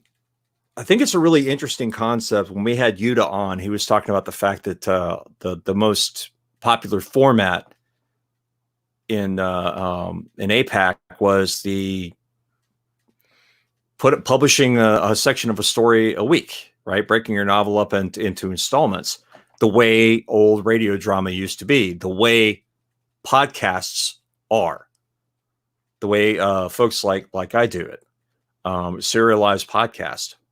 I'm seeing an uptick in listeners. I'm seeing an uptick in comments. I'm seeing people come over, but I don't know if that's just because Scott Sigler stopped. These people need somewhere to go for some kind of story. I don't know. But I do think that with the breakdown of the system right now, that there probably are a lot more opportunities for actors to do serialized audio dramas and for screenplay writers and whatnot to do audio dramas. And since you've got those folks sitting around doing nothing while all their projects are on hold, it's a perfect time to do those things. I certainly would. If I knew that kind of talent base and had those kind of connections, I'd write something really fast and work on that with, for 2 months to put together something like that we could put out. It's even just in 2 hours and make it, like a 10-minute scene a week or whatever. I used to listen to the Adventures of the Red Panda quite a bit, but I haven't done it in years. I wonder if they've got new stuff. I should probably go check. I just I don't know if people are going to flock to that. I do think that it's been a change of my analytics on YT, and by no sense of the imagination are they high, but the viewership is increasing and all that other stuff is increasing, and I'm getting more comments from people going, can't believe I found somebody who's actually still doing this. And then it was like, please keep putting these out. So it's a weird deal. I think we're just finding different ways to consume the media. I think that's a big part of it. But I would love to see audio dramas come back. I think that would be really cool. So now I have to look and see who was doing that. Dakota Ring Theater. That's who did that. Oh, and he says, Richard says, Marvel Comics are adapting a lot of their stories into audio dramas too. Seems like a new market. It might be. It might be a good way to get some of the younger folks to listen. I don't know. It's weird. It just depends. When I put out a YouTube video for Derelict or anything like that, I always have something in the backdrop that's always moving, even if it's just kind of like very subtle. But it basically means there's something else going on the screen besides just a still photo. I don't know if that has any effect. I just like it that way. Serial box sequel to Orphan Black. Oh, that's right. Yeah. Yeah. So what happens when a lot of your favorite TV shows get canceled? I know a lot of people watch Ozark or something. There's no reason why it couldn't just flip over into audio only, provided the writer and the cast still wanted to do that. I hadn't thought about that, but yeah, that works. You'd still have to have a method of distribution that got the people that owns the licensing paid. And don't forget that that's a different sub-slice of licensing. I'm just saying, if you could find a way to do it, that is something that they could definitely do. It also means the studio could do it. The studio owns the rights to it. They do. Fox just owns the distribution, but if they cancel distribution, then that's a done deal, I would think. I won't even stick my oar into that particular pond because I'm sure that it's okay. Paul's going to tell you how he thinks it should work, and then there's reality. I'm afraid that may be so, and the same is true of me on various things. So yeah, I'm used to that. I don't think there's anything wrong with approaching that market. I think that is a kind of a new market. It's a new old market, if you know what I mean. But I was there in the quote unquote heyday of the podcast stuff. That's how I got launched is with the podcast fiction. It died in a big way for a lot of the podcasts. And now it's like the big folks are doing it and this, that, and the other. And yet you still have Podcastle. You still have Oh my God, Escape Pod, Podcastle, Pseudopod, etc. All of those different pods, and they still got a fuck ton of listeners a week who are coming in just to hear a short story every single week. And they've been going for what, 13, 14 years now, something like that. And that's never changed. Maybe it's even more popular now. Who knows? But that was a perfect commuter toy because you get up there, you get about 18 to 22 minute story. Perfect for your commute. Listen to last week's on your way back. It's a good way to do it. Really good way to do it. So maybe it's changed. Maybe it hasn't. I don't know. We'll have to see how that happens. Prognostication is fun, but ultimately useless. Unless you get it right. No, still useless. It's like flipping a coin. You'd be like Mel Gibson with conspiracy theory, where he has to wonder which of his conspiracy theories actually was right because they're trying to kill him. Yes, I have 42,000 conspiracy theories. I wonder which one's right. What if all of them are right? I once was going to write a story, set a novel universe, where I went and bought like 6 months of one of the tabloids, and everything in the tabloid was true. It was part of the universe. And I said, that's just crazy. Sheet. That's just crazy. Men in Black hot sheet. Other than, stepping all over somebody's copyright, just in using their stuff, because we all know that that's pretty much fiction. So, I wouldn't want to cut into somebody else's fiction writing.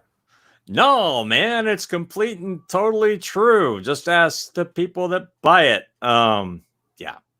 Shotgun effect. Personally, I was looking forward to having Bigfoot be somebody's baby daddy. Oh, that's been there before. Yeah, but in something that sounds more serious. You mean more serious? Do you mean more possible, more likely, more? Yeah, that's what I meant. Yeah, serious might be the wrong word. UK has always done lots of audio dramas, a lot of audio dramas, where Hitchhiker's the Guide got started, and Monty Python for that matter.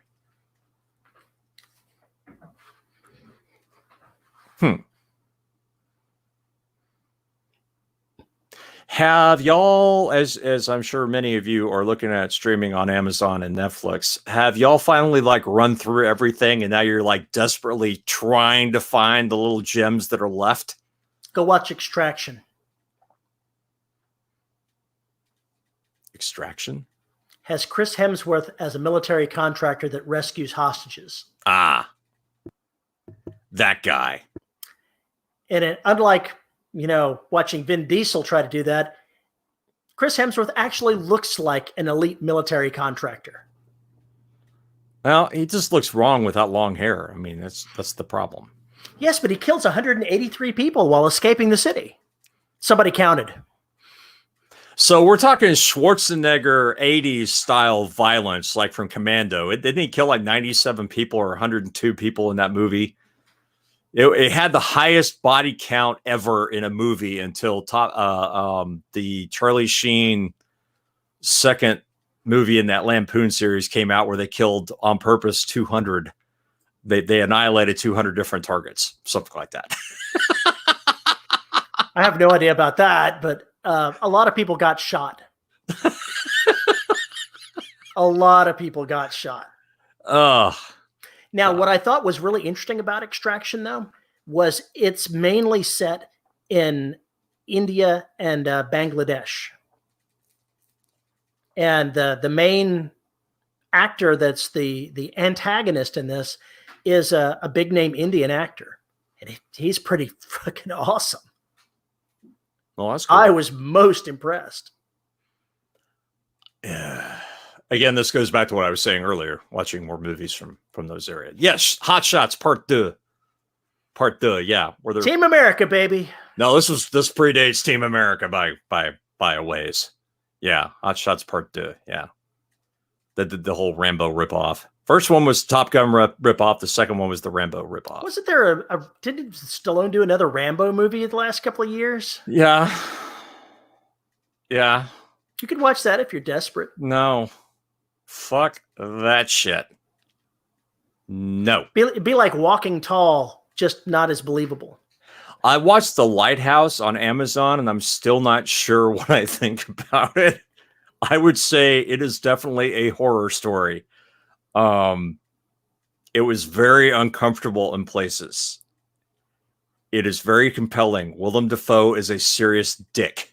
William Dafoe is a serious dick. Oh my God, in this movie, ooh, you have no idea. What was it? What was the guy who was in Robert Pattinson from Twilight fame, the actor from that? He's really good in this. Really good.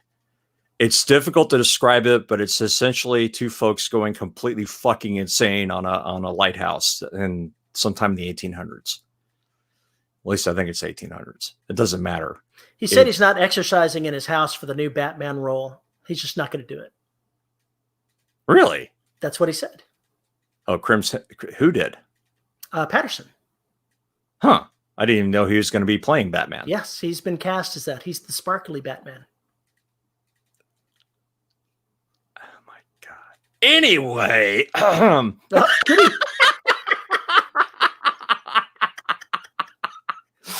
Feline Gojira.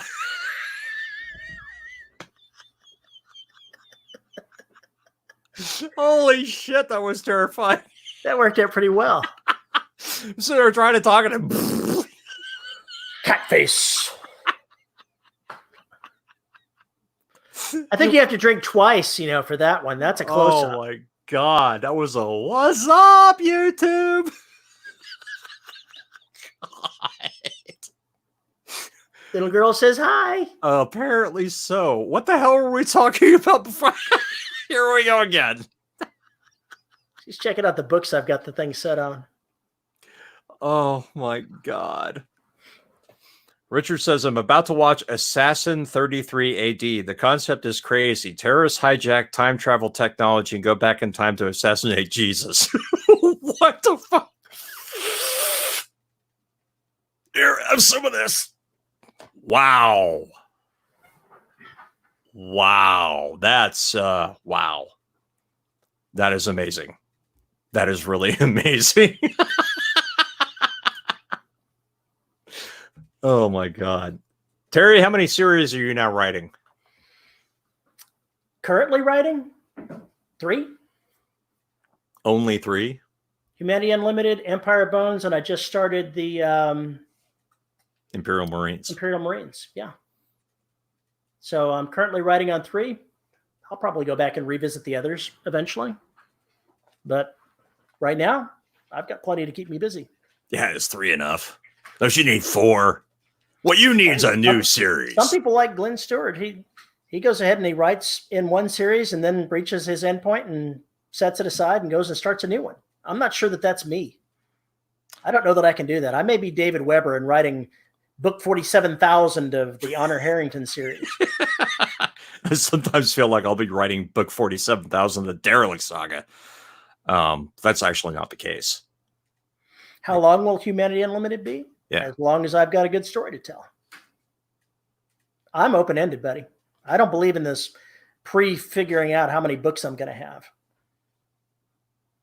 I didn't know how long Derelict was going to be until I got to Destruction and realized there was no way to tell the story I wanted to tell in 3 books. It was impossible. Absolutely. I totally want to read Honor Harrington meets Corbin Dallas. I totally want to see that. Hopefully a lot less meetings because he has absolutely no patience for that bullshit. Of course, looking inside the Honor Harrington universe, they had a terrorist from a planet named Montana. Was the terrorist named Hannah? It was not that kind of Montana. It was like the cattle ranching Montana. And he was like a character straight out of that, cowboy hat wearing, jeans. Here's how I want my steak. I want you to bring the cow in the room and briefly show it the fire before cutting it into pieces. That's literally part out of the book. That's the instruction given to someone to briefly show the cow the fire and then take him back and cut him up. So yeah, and that's really taking a character and putting a voice into it because you could just totally see that character. Yeah, that's a good thing. Oh, JR has a good point. Honor Harrington was too high of a rank for those kinds of stories. Well, I speak, I've got a princess in charge running around saving the universe. How often is that realistic? Not. It's not realistic at all. Yeah, Kirk never would have set foot on the planet and blah, blah, blah, blah, blah. It is what it was. And members of a squad never have sex. Whatever. We're writing our stories. Fuck off. James Bond would never be out in the field either because everybody knows who the hell he is. Butt. Fuzzy Butt. Fuzzy Butt? Captain Fuzzy Butt? What's a Captain Fuzzy Butt? It's a cat spy. Okay, a cat spy. So what is going to be next in Imperial Marines after you're done with this one? That would be Recruit. This book is Spoils of War, so it involves getting the child back to the Empire and dealing with all the fallout of that. She's 12. I need her in book 2 to be about 4 years older, 5, 6 years older, so that she can be a Marine recruit. Time start the actual story. Time passes. The premise was realistically set up, Terry, but even you have limits to what you let Jared do, the real main character. You know, I'm not sure you're reading the same series that I'm writing. Oh, yeah. Space Meowreens. Veronica, really? Why don't you tell JR who the main character of the Empire books are? Maybe he'll listen to you. He doesn't listen to me. Oh boy. This is so bad. This is never going to end. People, we've been at this for like an hour and 35 minutes. If you got questions, time to pepper us. It is. Because we have things to do. Fleet Admiral Jared. That guy's not going to be walking around on the planet. He totally is. Because I am no respecter of that kind of thing. And it's probably because I grew up watching Star Trek, so I just don't care. What am I writing? I am writing Signal Decay. I'm working on a story in Soul and Beyond universe for my patrons that they don't know about. I'm working on another story that has no effing name, and I was working on a Garaga story last week. So, yeah, I'm kind of all over the place at the moment. But Derelict has been talking to me. Derelict Book 5 has really been talking to me, so I may have to split my time between Signal Decay and it. When am I publishing next? When I finish something I can publish. JR says, Trek, Blarg, garbage. That's because, just like Stargate Universe, he's probably a Star Wars fan. Anything I can publish and own the rights to. Yes, anything Garaga, anything Tony Downs, anything in this new stuff that I'm working on. And if I file out some serial numbers, some other things too. I'm going to try and get out that entire situation remedied this year. Yes, the Black 5, the last book in the Black series, or at least the M2, whatever you want to call it. Yeah, I have to get that one done too. And I have a bad feeling it's going to be big. Star Wars, JR says, they made the best 3 movies. Wish they'd make more. Too bad the last 6 were dogs. I think that's what he's trying to say.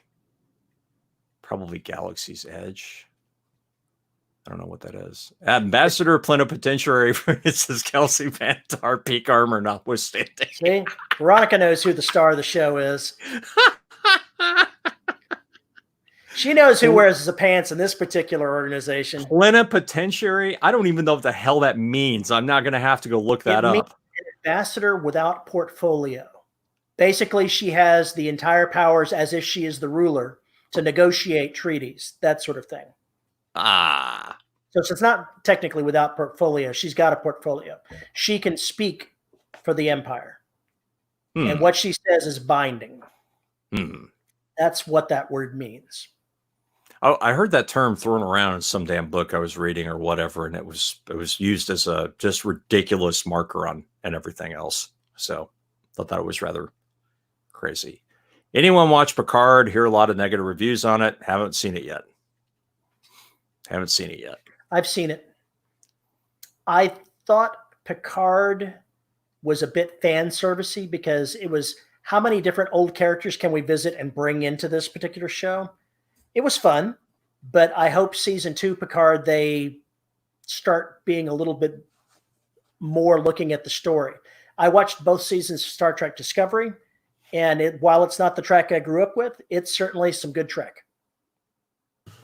Well, there you go. Veronica asked, will I use an epilogue to jump ahead in the series for Spoils of War? And the answer is, I don't know. Maybe. It depends. I have to be closer to the end of the book to know what I'm going to do for the jump. When am I going to go right with you? The first of never? I have no idea. I have a feeling if Terry and I wrote something, it would be like the relationship between Gaiman and Pratchett when they were writing Good Omens, that everybody thought that Gaiman wrote all the dark parts and that Pratchett wrote the funny parts, when from what I read, the two guys said you would be very surprised who wrote what in that book. And they both got this really smart ass grin on their faces when they said it. Now, there was a meme that's went around a number of times. The story of two writing students in class writing two halves of the same story, and they're writing completely different stories. One's all introspective romance, the other one's space marine, blow them up, kill them, and how the two writers just keep writing in each other, killing off each other's characters in there. And that would totally be Paul and I writing. That would totally be us. I think the professor said best story ever. Oh God, that sounds so damn funny. Oh my God. They see where the challenge might be is writing a short story, me writing a short story set in his universe to his tone, whereas he might have to write one in my universe set to my tone.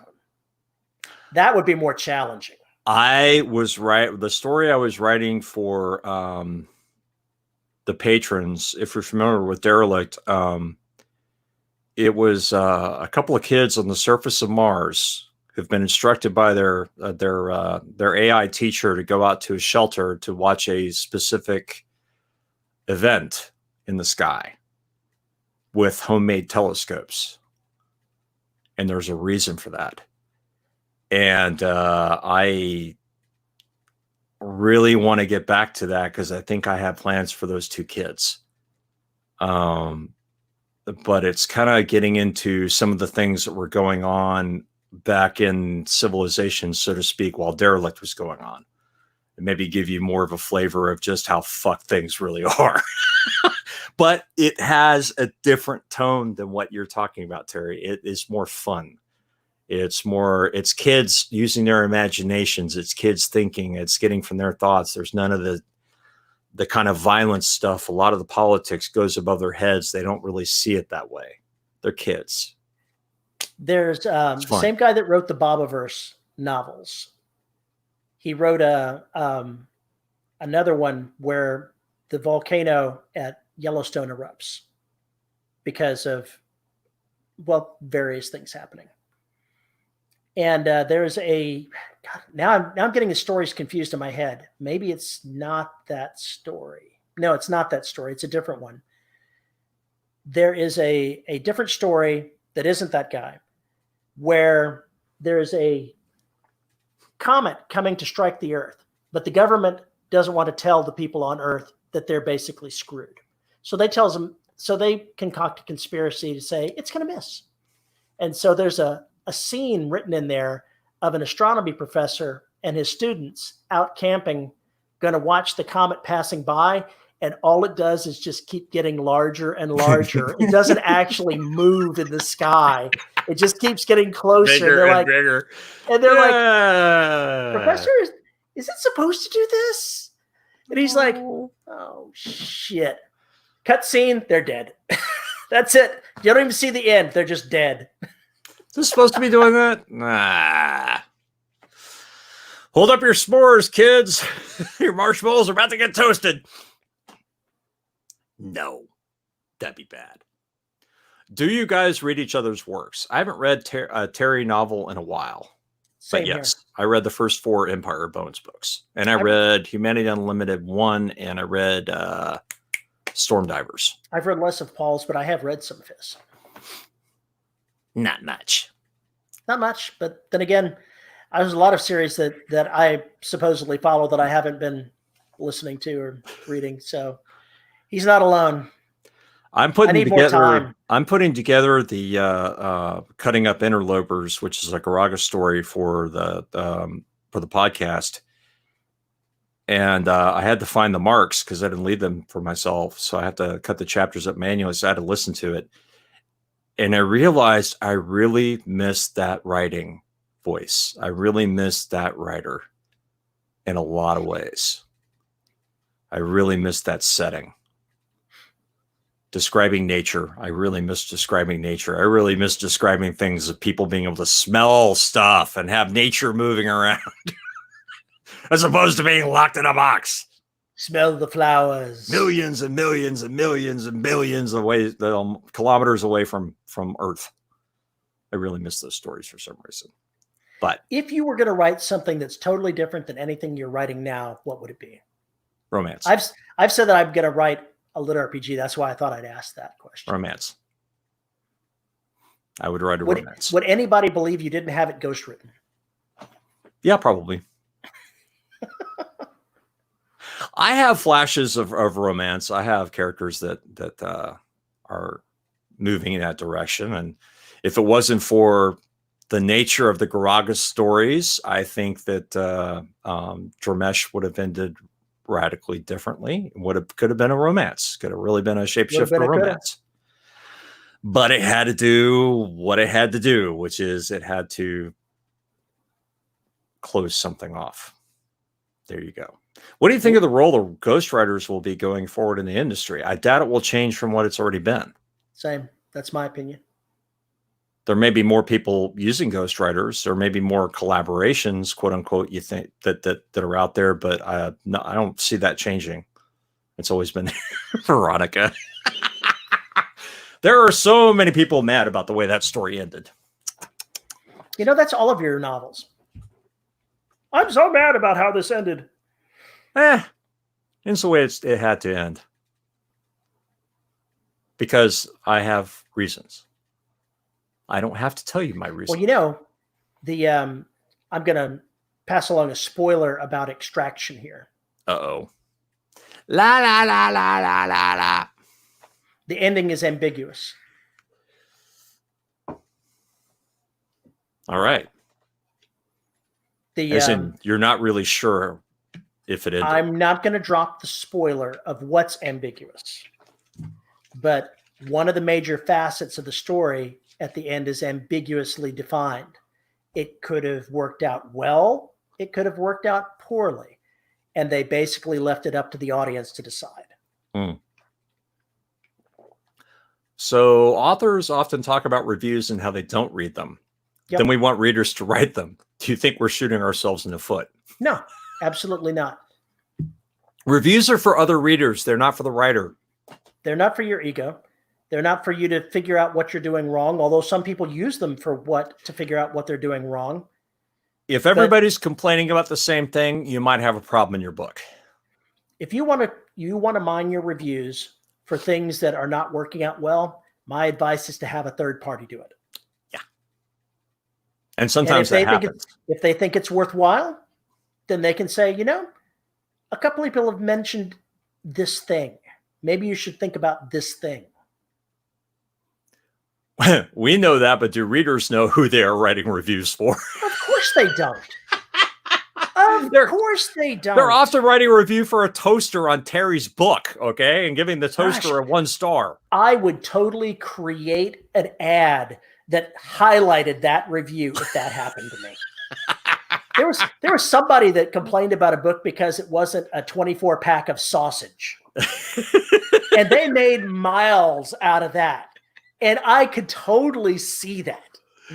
Oh, God. It's just like the reviews left for that massive jar. It was a 5-gallon barrel of lube or whatever it was. 55-gallon barrel of lube. There we go. Yeah. The reviews are just holy shit. Just wow.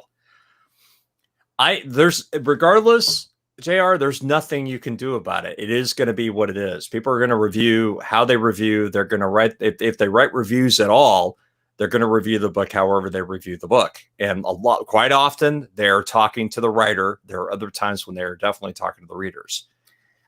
I know that when I write a review, I'm speaking to the readers. I'm sadly, most of the time I write reviews, they're warnings. Then I stopped doing it. That's why I don't really do reviews anymore. It's because I found that I was only writing the ones for the books that I didn't care for. I wrote a negative review for one of John Ringo's books, Centurion. I gave it a 1 star, not because I didn't like the plot, but because it was written in the style of blog posts, and I absolutely loathed the storytelling style. And I made that clear in the review that I wrote. I said, the story's great. What happens in it's great. The method it's being told just is totally not for me. If this doesn't sound like it's going to be for you, I recommend you wait till the next book and try it because your experience will be better. And he actually responded to that review and says, that's legit. I had to write this that way because that's what my muse said, but I totally understand what you're saying. Yeah, it's a legit criticism. It definitely is. I was respectful. I didn't know he'd be reading it, but I was respectful. Yeah, I think that that is the way to do it. Are we telling readers who think they're writing to the author not to write reviews? No. If you want to talk to me, and people do this, they go to my website and they talk to me there in the comments. That's what they do. I get emails. And I will get emails, and I will get tweets, direct messages, or somebody will attack me on Facebook. But by and large, I don't pay attention to the absolute ridiculous bullshit that is some of the reviews that are on Amazon or Goodreads or anywhere else. There are other people who will find those comments and tell me if they're seeing a pattern of something. Richard Logan says those Netflix numbers make the ending pretty apparent now, $. Yes. Yeah. Yes, they do. They've already agreed that they're doing either a sequel or prequel, and I can bet that it's a sequel. Yeah, regardless.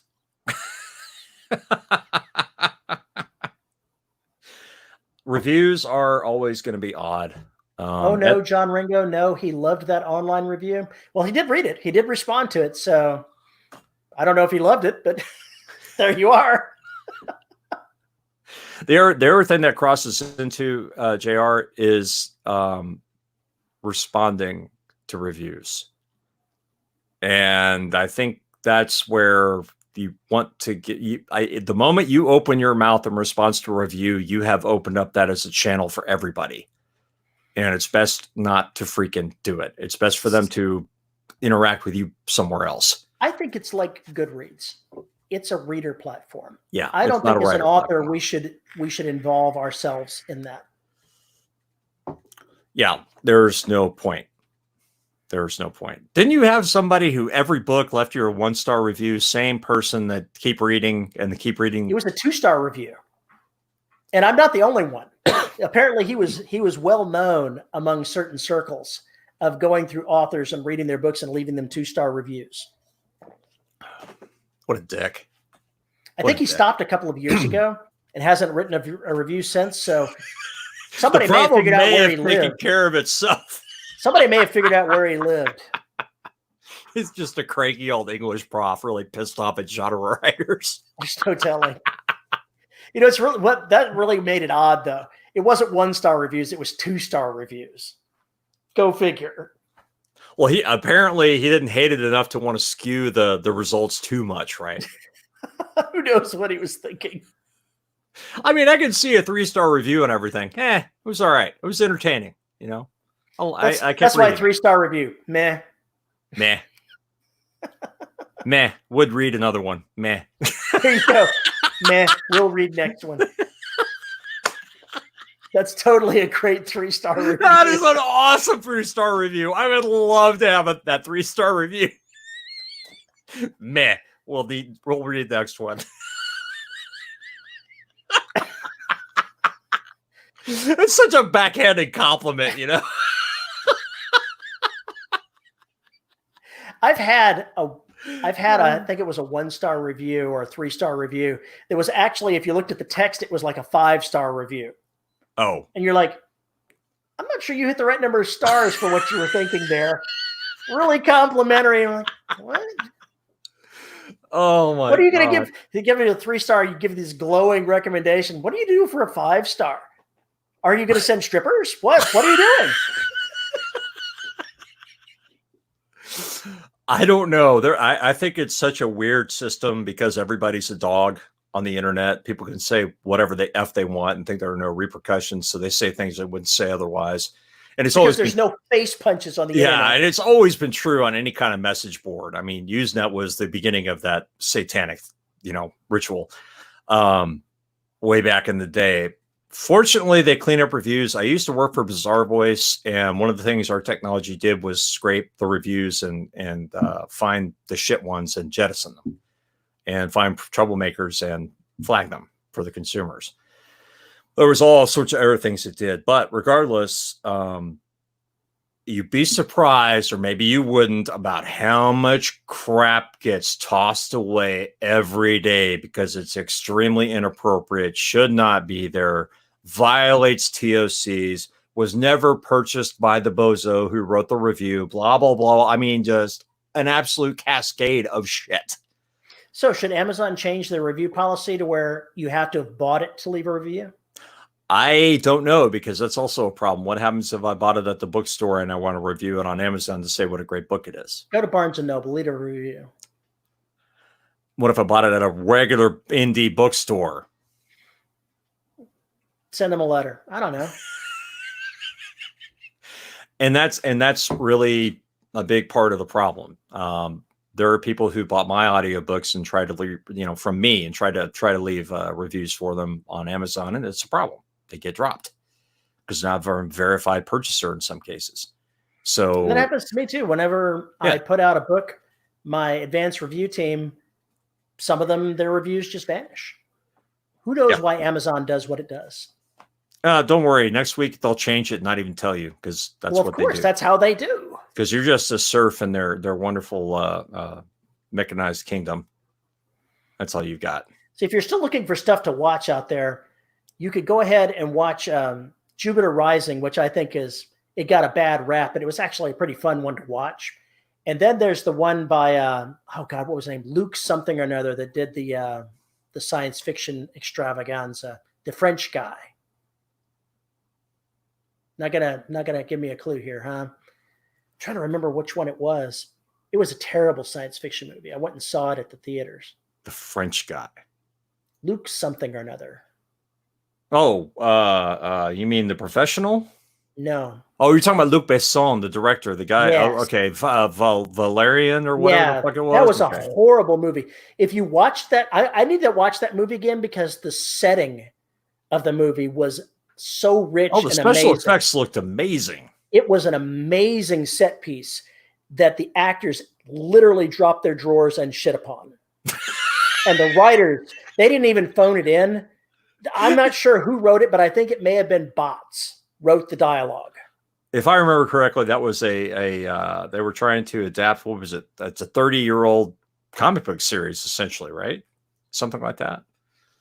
So, yeah, they may have made some mistakes in adaptation. Mistakes were made. Or Luc Besson just has a real hard-on for special effects and not characters. Did y'all watch Cloud Atlas? No, I've never seen it. I have never seen it. All right. It is 4:58 or 16:58. We should cut it short, because we should. This isn't cutting it short, dude. We're already running long. What are you talking about? Of course, this means now I have to log into Patreon and do the spiel. Assuming things work. Yay, things worked. Amazing. You have to go clean a bathroom and write. Oh, no. Stop it. Stop it. Stop it. Okay, here we go. Tears. There we go. Now we got them. Well, if you want to leave us a comment and tell us just how wrong we are about anything we talked about on this show, you can Send us an email at show@deadrobotsociety.com. You can tweet me at Paul_E_Cooley. You can find us at the Listeners of the Dead Robot Society Facebook group. If you want to see our ugly mugs, you can go to youtube.com/DRS podcast. You can also find us live, apparently, every Saturday at 3 p.m. in case you want to join the conversation. We have to thank our wonderful host pod hoster that makes all 14 bazillion episodes of the Dead Robot Society available for your ear holes. If you want to support us, you can find us at patreon.com/DRS podcast, where for as little as $1 a month, you get access to exclusive content and all that kind of good stuff. And we need to do some more stuff for the exclusives because, we've just been doing these live shows in general. I mentioned last week that we need to schedule a live show just for the patrons. I will repeat it again now. I know. It's all that life thing. Anyway, and if you support us at the $10 level or more, you're crazy, but we will read your name out every episode at the end. So here are $10 patrons. Andrew Smallwood, Chris Winder, who, if I remember correctly, is celebrating a birthday today. Happy birthday. Drew Bernardi, Isabel Cushy, JD Barker, Joshua Sylvester, Nathan Cosby, Rick Shaw, Cheryl Winters, Terry L. Joy, Tony L. Joy, good God, and Veronica Jaguar. Thank you, $10 patrons. Thank you to all of our patrons and all of you folks out there. And to close this out, I think that we need to say one universal truth to go ahead and just end this on a high note. J.R. Handley is wrong about everything. Wow. And that's how we